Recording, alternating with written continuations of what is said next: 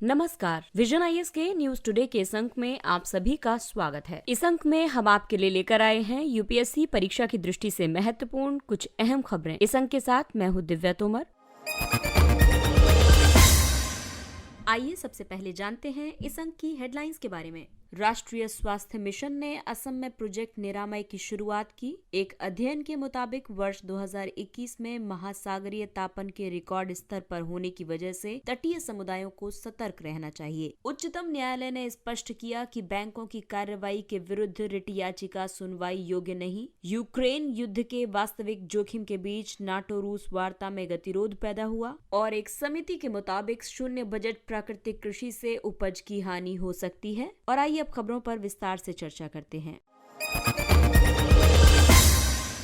इस अंक की सबसे पहली खबर स्वास्थ्य क्षेत्र से। राष्ट्रीय स्वास्थ्य मिशन ने असम में प्रोजेक्ट निरामय की शुरुआत की है। प्रोजेक्ट निरामय को पिरामल स्वास्थ्य जो कि एक एनजीओ है और सिस्को जो कि एक प्रौद्योगिकी कंपनी है, इन दोनों के सहयोग से आरंभ किया गया है। ये परियोजना राज्य में सार्वजनिक स्वास्थ्य देखभाल वितरण को मजबूत करने के लिए डिजिटल स्वास्थ्य प्रौद्योगिकी के एकीकरण को दर्शाएगी। प्रोजेक्ट निरामय एक डिजिटल स्वास्थ्य परियोजना है। ये असम के 3 आकांक्षी जिलों में टेली परामर्श, रोगी के स्वास्थ्य रिकॉर्ड और डिजिटल स्वास्थ्य अवसंरचना से संबंधित सेवाएं प्रदान करेगी। इसका उद्देश्य राज्य में आयुष्मान भारत डिजिटल मिशन की शुरुआत को सुविधाजनक बनाने के लिए पिरामल स्वास्थ्य और सिस्को को प्राप्त हुए अनुभव का लाभ उठाना है। आयुष्मान भारत डिजिटल मिशन राज्य और राष्ट्र में स्वास्थ्य सेवा वितरण व्यवस्था में परिवर्तन के लिए एक डिजिटल आधार विकसित करेगा। आयुष्मान भारत डिजिटल मिशन एक स्वैच्छिक स्वास्थ्य सेवा कार्यक्रम है। इसका उद्देश्य कई हितधारकों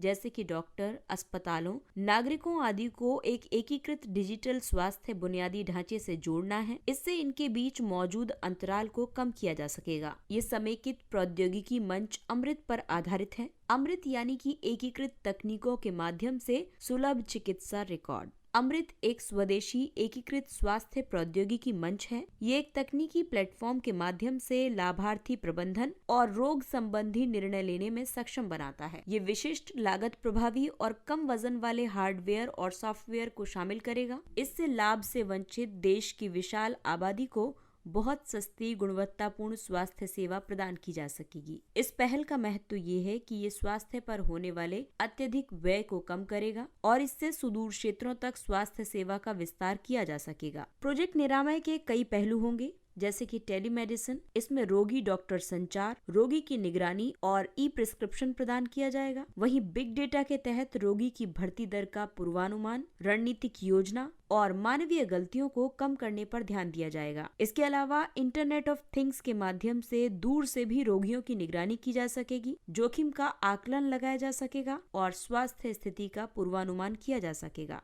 और वर्चुअल रियलिटी के माध्यम से रोगियों के लिए बेहतर अनुभव कराए जाएंगे। इसके अलावा दर्द कम करने की तकनीक पर भी ध्यान दिया जाएगा। वहीं कृत्रिम बुद्धिमत्ता के माध्यम से पैथोलॉजी इमेज एनालिटिक्स की जा सकेगी और औषधि एवं टीका अनुसंधान किया जा सकेगा। और इसके अलावा एलेक्सा के माध्यम से प्रतीक्षा समय में कमी आएगी और मेडिसिन अलर्ट दिया जा सकेगा।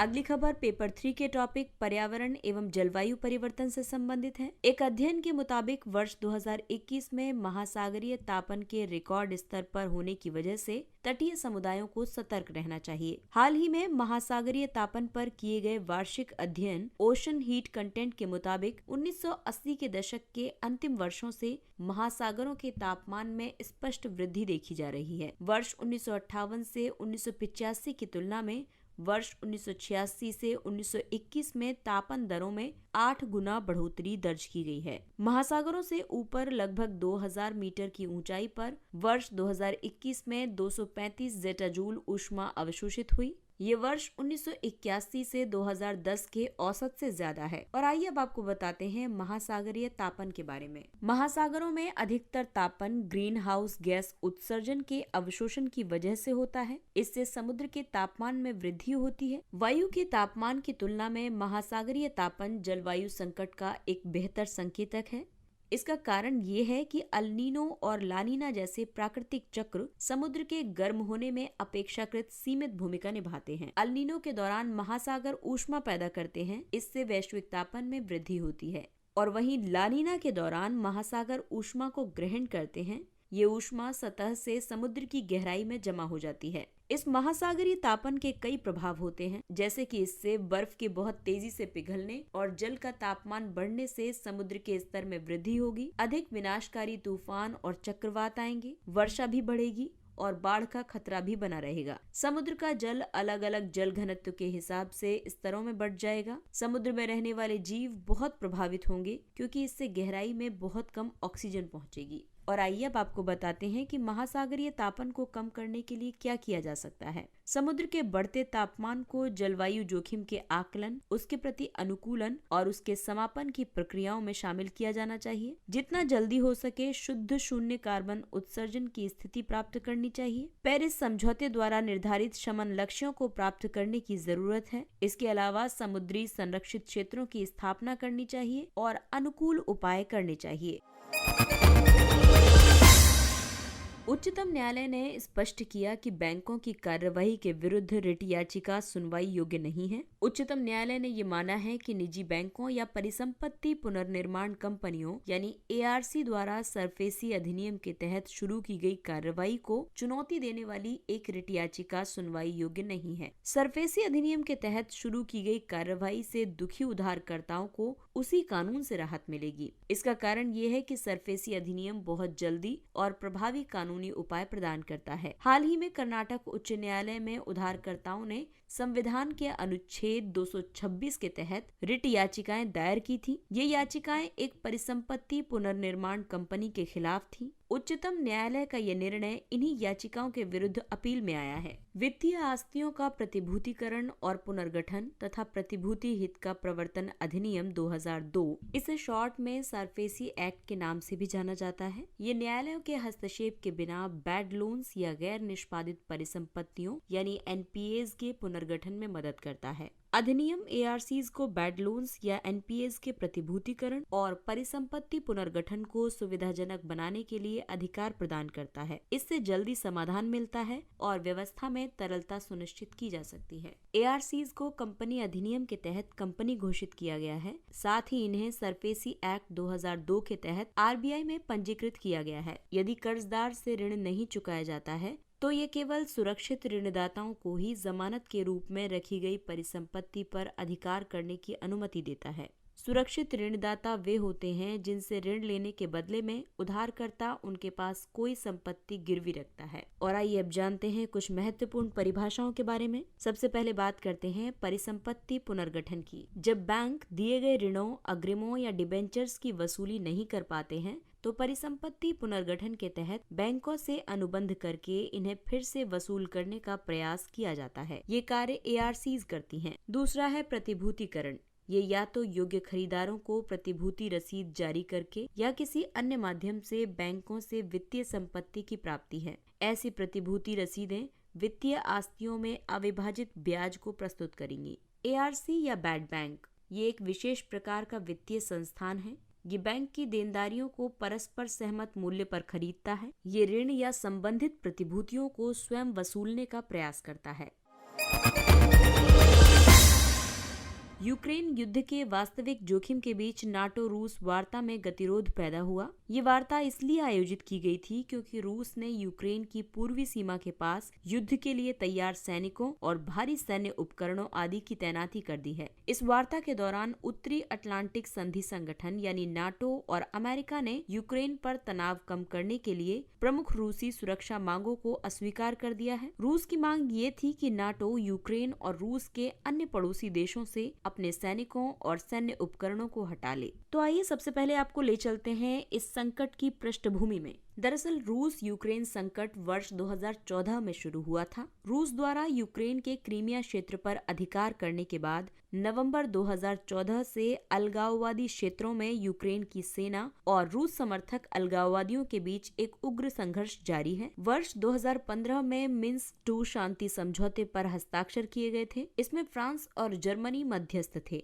इस समझौते के बाद एक खुला संभावित संघर्ष टल गया था। इस समझौते को विद्रोही क्षेत्रों में संघर्ष को समाप्त करने और सीमा को यूक्रेन के राष्ट्रीय सैनिकों को सौंपने के लिए डिजाइन किया गया था। यूक्रेन द्वारा इन अलगाववादी क्षेत्रों को अधिक शक्ति सौंपना, संवैधानिक सुधार प्रस्तुत करना और उनकी विशेष स्थिति को संहिताबद्ध किया जाना था। नाटो उत्तर अमेरिकी और यूरोपीय देशों के बीच एक अंतर सरकारी सैन्य गठबंधन है। नाटो का गठन वर्ष 1949 में शीत युद्ध के दौरान किया गया था। इसका उद्देश्य सदस्य देशों को कम्युनिस्ट देशों से उत्पन्न खतरों से बचाना है। नाटो गैर सदस्य देशों की भी रक्षा करता है। उदाहरण के लिए यूक्रेन नाटो का सदस्य न होने के बाद भी वर्षों से नाटो के साथ कार्य कर रहा है। और अगली खबर कृषि क्षेत्र से संबंधित है। एक समिति के मुताबिक शून्य बजट प्राकृतिक कृषि यानी ZBNF से उपज की हानि हो सकती है। भारतीय कृषि अनुसंधान परिषद ICAR की एक समिति के मुताबिक जीरो बजट नेचुरल फार्मिंग से कृषि फसलों के उत्पादन में भारी गिरावट की संभावना है। इससे भारत की खाद्य सुरक्षा प्रभावित होगी। जीरो बजट नेचुरल फार्मिंग के विकल्प के रूप में समिति ने एक एकीकृत उत्पादन प्रणाली को अपनाने की सिफारिश की है। इसमें मृदा स्वास्थ्य में सुधार के लिए खेत में उत्पन्न खाद का उपयोग, 2 या 3 फसलों को एक साथ उगाना, फसल विविधीकरण और एकीकृत पोषक तत्व प्रबंधन जैसी कृषि प्रथाओं का उपयोग शामिल है। जीरो बजट नेचुरल फार्मिंग के 4 स्तंभ हैं। सबसे पहले है जीवामृत। इसके तहत रासायनिक उर्वरकों के स्थान पर कुबड़ वाली गाय और देशी वृद्ध गाय के गोबर और मूत्र तथा गुड़, बेसन और मिट्टी के मिश्रण का उपयोग किया जाता है। दूसरा है बीजामृत। बीजामृत में बीजों, अंकुरों और अन्य पादप सामग्री का उपचार शामिल है। साथ ही ये उन्हें कवक, मिट्टी और बीजों से होने वाले रोगों से बचाने में भी कारगर है। तीसरा है आच्छादन, जिसमें ऊपरी मृदा की रक्षा के लिए गहरी जुताई की बजाय घास और पत्तों से उसे ढक दिया जाता है। और चौथा है वफासा। इसके तहत मृदा में वायु और जल के अणु की उपलब्धता सुनिश्चित की जाती है। इसमें सिंचाई दोपहर के समय की जाती है और इसमें सिंचाई की बहुत कम आवश्यकता होती है। जीरो बजट नेचुरल फार्मिंग प्राकृतिक कृषि की एक तकनीक है। इसमें रसायनों का उपयोग नहीं होता है। इसमें इनपुट्स की खरीद के लिए अधिक धन खर्च करने या ऋण लेने की कोई जरूरत नहीं है। ये 4 स्तंभों पर आधारित पद्धति है। ये पारंपरिक भारतीय प्रथाओं पर आधारित रसायन मुक्त कृषि की एक विधि है। जीरो बजट नेचुरल फार्मिंग उत्पादन की लागत को 0 तक कम कर देती है। इसका कारण ये है कि इसमें खेत में या उसके आसपास उपलब्ध प्राकृतिक संसाधनों का उपयोग किया जाता है। इसे मूल रूप से महाराष्ट्र के कृषि विशेषज्ञ सुभाष पालेकर ने प्रचारित किया था। जीरो बजट नेचुरल फार्मिंग को केंद्रीय बजट 2019-20 में प्रस्तुत किया गया था। ZBNF के कई लाभ हैं। इसमें रासायनिक कृषि की अपेक्षा जल और बिजली की बहुत कम मात्रा की आवश्यकता होती है। ये स्थानीय रूप से उपलब्ध संसाधनों का उपयोग करके खेती की लागत को कम कर देती है। साथ ही ये मृदा के पोषण, उर्वरता, कीट और बीजों का प्रबंधन करता है। और आइए बात करते हैं कुछ अन्य महत्वपूर्ण सुर्खियों की। विधायकों का निलंबन। उच्चतम न्यायालय ने कहा है कि महाराष्ट्र विधानसभा द्वारा विधायकों का 1 वर्ष के लिए निलंबन लोकतंत्र के लिए खतरनाक और असंवैधानिक है। न्यायालय के अनुसार विधानसभा किसी सदस्य को 59 दिनों से ज्यादा अवधि के लिए निलंबित नहीं कर सकती। ये निर्णय पूरे निर्वाचन क्षेत्र के प्रतिकूल होगा और एक खतरनाक उदाहरण प्रस्तुत करेगा। न्यायालय ने संविधान के अनुच्छेद 190(4) का उल्लेख किया है। इस अनुच्छेद के अनुसार यदि कोई सदस्य अनुमति लिए बिना सदन में अनुपस्थित रहता है तो सदन उसकी सीट को रिक्त घोषित कर सकता है। Africa 50। Power grid corporation of India limited यानी पावर ग्रिड ने अफ्रीका 50 के साथ एक संयुक्त विकास समझौते पर हस्ताक्षर किए हैं। इस समझौते से सार्वजनिक निजी भागीदारी के आधार पर केन्या ट्रांसमिशन प्रोजेक्ट का विकास जारी रखा जा सकेगा। अफ्रीका 50 एक बुनियादी ढांचा निवेश मंच है। ये अफ्रीकी संघ के एजेंडा 2063 का एक भाग है।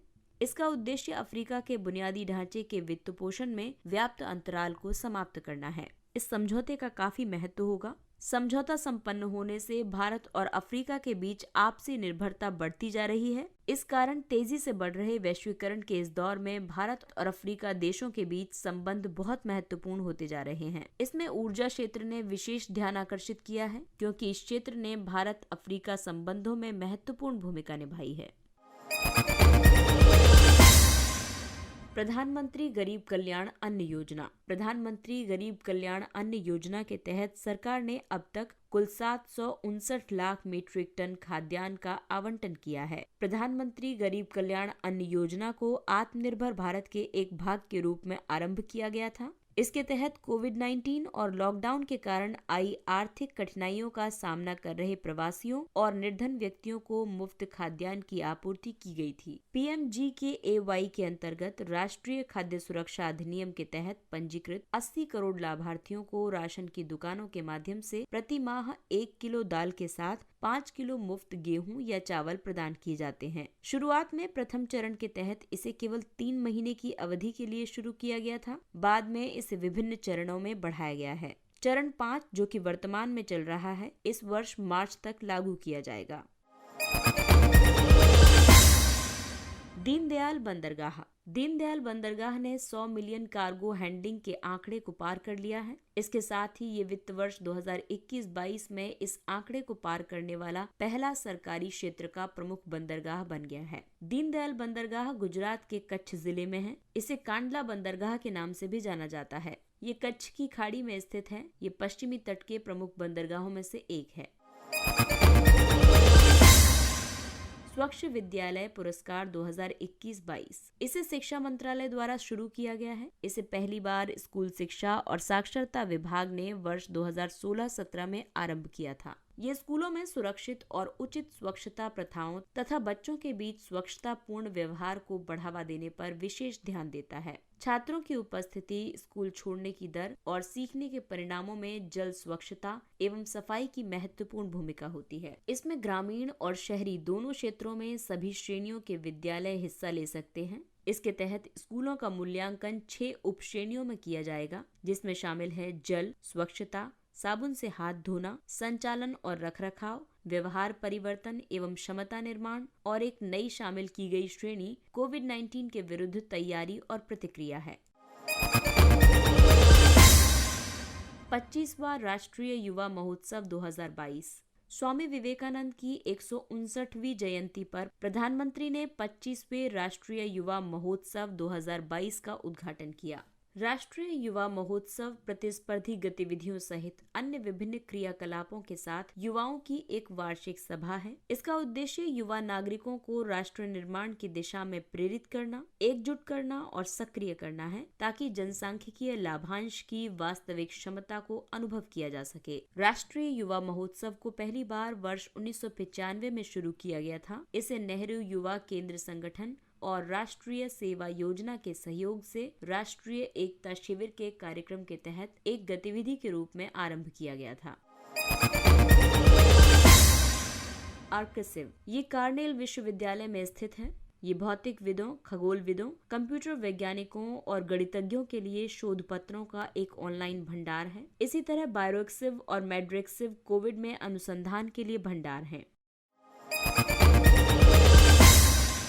सरस्वती नदी। राष्ट्रीय युवा महोत्सव में भारतीय सभ्यता के अस्तित्व में सरस्वती नदी की महत्वपूर्ण भूमिका पर चर्चा की गई। सरस्वती नदी का कई प्राचीन हिंदू ग्रंथों में वर्णन मिलता है। ये यमुना और सतलज नदी के बीच बहती थी। ये हिमालय से निकलती थी और अरब सागर में गिरती थी। जेम्स टॉड ने इसे मरुस्थल की खोई हुई नदी कहा है। सरस्वती नदी के क्षेत्र को प्राचीन भारतीय सभ्यता का जन्म स्थान माना जाता है। ये सभ्यता मध्य पाषाण युगीन संस्कृति, जो कि 6500 से 5500 ईसा पूर्व तक थी, यहाँ से लेकर के परिपक्व हड़प्पा संस्कृति से आगे के युगों तक अस्तित्व में थी। सरस्वती नदी पर अनुसंधान के लिए उत्कृष्टता केंद्र के एक हालिया अध्ययन ने इस बात पर प्रकाश डाला कि नदी 15वीं शताब्दी की शुरुआत तक हरियाणा में बहती थी।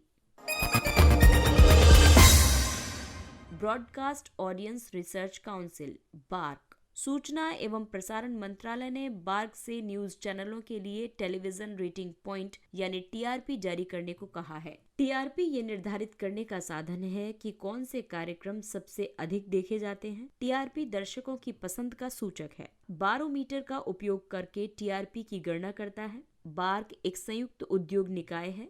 इसकी स्थापना हितधारक निकायों द्वारा की जाती है। इन हितधारकों में प्रसारक, विज्ञापनदाता तथा विज्ञापन और मीडिया एजेंसियां शामिल होती हैं। बार्क एक पारदर्शी, सटीक और समावेशी टीवी दर्शक मापन प्रणाली का प्रबंधन करता है। इसके साथ ही ये अंक समाप्त होता है। अगले अंक में फिर मुलाकात होगी कुछ अन्य महत्वपूर्ण खबरों के साथ। तब तक सावधानी बरतिए, क्योंकि कोरोना अभी समाप्त नहीं हुआ है। इसलिए मास्क पहने, सुरक्षित दूरी बनाए रखें, हाथ और चेहरा साफ रखें और टीकाकरण अवश्य करवाएं। और अब हमें यानी विजन IAS की पूरी टीम को दीजिए इजाजत। नमस्कार।